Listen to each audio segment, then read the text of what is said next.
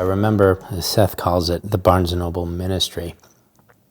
We simply go to Barnes & Noble, read books, because that's what he did, drank coffee and read books.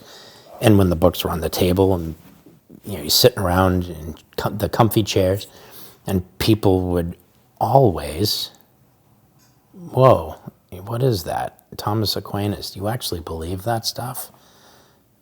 Yeah, I do. And there goes a conversation. I think the most important thing is just being willing to be open to conversation, to be willing to be open to ridicule, to be, what are you, crazy? You actually believe in this kind of stuff? I mean, the gospel is foolishness to those who don't believe, right? But I think it's so important to evangelize. I was a non-denominational Christian, and believed in evangelism. Now I'm a Catholic who still believes in evangelism. And what does it mean to evangelize? To be a Billy Graham, to be a, Father Mike Schmitz, to where you're in so many people, or sometimes it's just one-on-one. And most importantly, Thomas Howard calls it the splendor of the ordinary. Are we bringing it home? Are we evangelizing our wives and our children? That's where it's really important. For it to happen at home, but then for it to happen in the workplace. For it to happen, like I said, if you're at a library and you're reading a book, the interesting thing is people love to ask the questions. People love to ask the questions because it seems like we are in a culture war. And the relativism, people aren't buying it. The kids aren't buying it. They're just not buying it. There's a lot of talk these days about Jordan Peterson.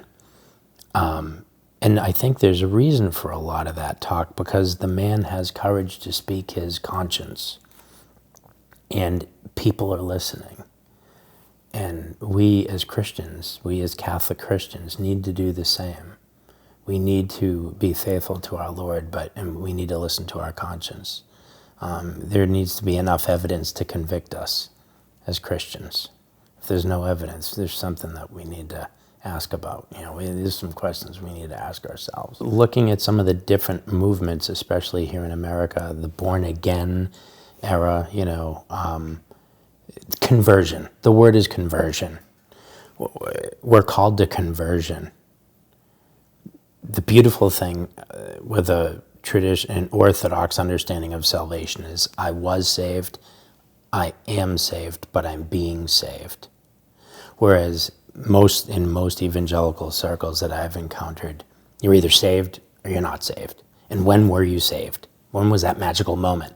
There's some good to that, because when was that magical moment? When was that born again moment? When was that aha moment where the light turned on? And so when you go to an evangelical church, a lot of the people are there because they really want to be, and because they've had a dynamic encounter with Christ and with other Christians. We need to have the same in our Catholic faith. It looks a little bit different, it doesn't look the same, but the conversion of the heart is still there, and that's what's of vital importance.